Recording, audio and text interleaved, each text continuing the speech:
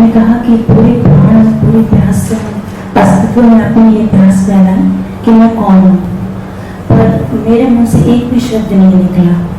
क्या ये मेरा अहंकार था, मेरी शर्म या संकोच, या वेदना इतनी तीव्र थी कि शब्दों में जाहिर नहीं हो पाई? और अगर ये वेदना थी तो ये कैसी वेदना थी कि जिसने अंदर के तूफान को शब्दों में व्यक्त ही नहीं होने दिया? और मेरा दूसरा प्रश्न ये है कि लोगों ने बहुत तीव्रता से अपनी प्यास को अस्तित्व में भेजा और फिर हमने उसकी ईगो होने का इंतजार किया, और जब तक वो चीज ईगो होती हम लोग सो भी गए कुछ लोग। तो क्या हम उस अमृत वर्षा से वंचित रहेंगे जो अस्तित्व हमको ईगो करके भेजने वाला था? या फिर जैसा कि प्रकृति का नियम है कि प्रतिक्रिया की बराबर और उसकी विपरीत प्रतिक्रिया होती है, तो हमने अपनी प्यास भेज दी, अब भले हम सो रहे हैं या जाग रहे हैं, तो क्या वो उस अमृत वर्षा से जो हमारी प्यास को बुझा सकती थी हमें मिल जाएगी? ये मेरे क्वेश्चन है। देखिए, पहली चीज तो मैंने इसको बहुत स्पष्ट किया था कि शब्दों में कहना कोई बहुत जरूरी नहीं है, शब्द आवश्यक नहीं है, उसको महसूस करना जरूरी था। मैं कौन हूं एक प्यास है, मैंने इसको कहा था, ये शब्द हो ना हो, और मैं कौन हूं ये हमको अगर नहीं पता है और हम उससे कहीं दूरी अनुभव करते हैं तो इससे बड़ी वेदना जीवन में कोई और हो नहीं सकती। वेदना अगर है, पर्याप्त है, फिर किसी भी प्रश्न की जरूरत नहीं है, और उस वेदना से ही फिर वेद पैदा होता है। जो वेद जन्म लेता है वो वेदना से ही जन्म लेता है। वेद का अर्थ ज्ञान होता है, नॉलेज, विजडम। फिर अस्तित्व की बात अगर है, जब हम अस्तित्व में जोर शोर से अपनी बात फेंकते हैं तो उसकी प्रतिक्रिया, उसका प्रत्युत्तर जरूर आता है। वो शारीरिक रूप से हमारे सोने जागने पर निर्भर नहीं करता कि हम शारीरिक रूप से सोते हैं या जागते हैं। हमने बात कह दी, उसकी प्रतिध्वनि गई, वो हम तक लौटेगी। लेकिन प्यास होनी चाहिए, पहली चीज।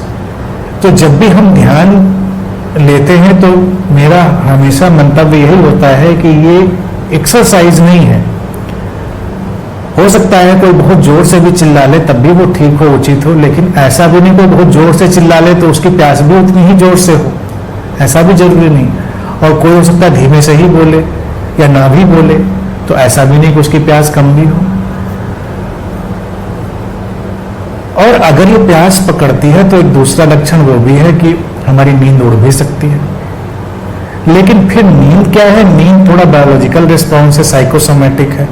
तो नींद आने से ही हम ये किसी को कैटेगराइज नहीं कर सकते कि इसको तो मतलब ही नहीं था अपनी बात से। कई लोग होते हैं जीवन में, तमाम उनके समस्याएं कष्ट होते हैं, सो फिर भी जाते हैं वो, तो घर वाले भी उनके कहते हैं कि बताइए इसके ऊपर तो कोई असर ही नहीं पड़ता, हम लोग तो इतने टेंशन में, इतनी समस्या थी और ये सो गए। सो जाते हैं लोग, कुछ लोग, उनका डिजाइन वैसा है, बायोलॉजिकली वो डिजाइन है।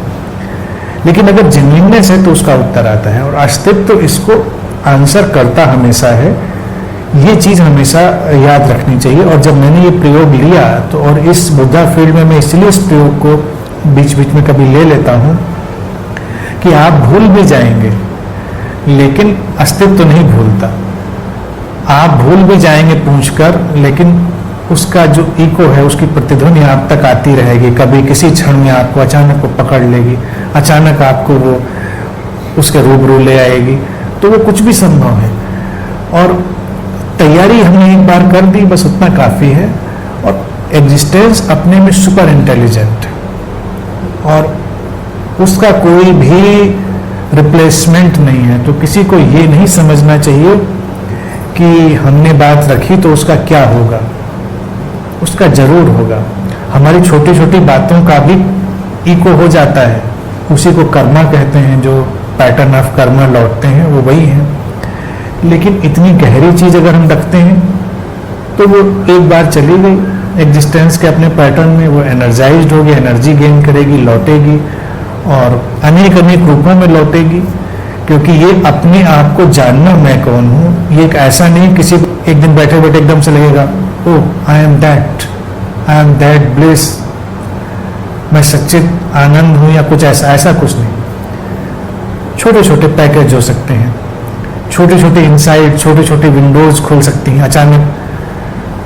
ग्रेजुअल अंडरस्टैंडिंग भी होती है, अचानक आप बैठे और एकदम से कोई चीज आपको बिल्कुल सीधी साफ समझ में आ गई, वो एक इनलाइटनमेंट हो गया।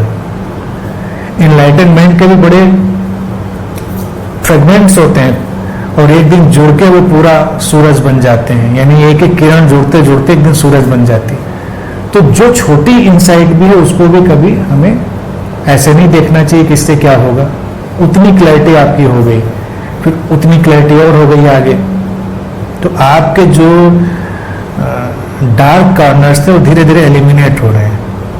जैसे चेस खेलते हैं तो एक एक खाना आपका आगे जा रहा है, फिनिश हो रही चीजें, आप अपनी जो जीत है उसकी तरफ बढ़ रहे हैं। तो एग्जिस्टेंस भी कभी कभी ऐसे चलती है, तो कुछ भी बेकार नहीं जाता, ये हमेशा ध्यान रखना चाहिए व्यक्ति को। जो कुछ हमने डाला है वो हम तक जरूर लौटेगा, ये तो तय बात है।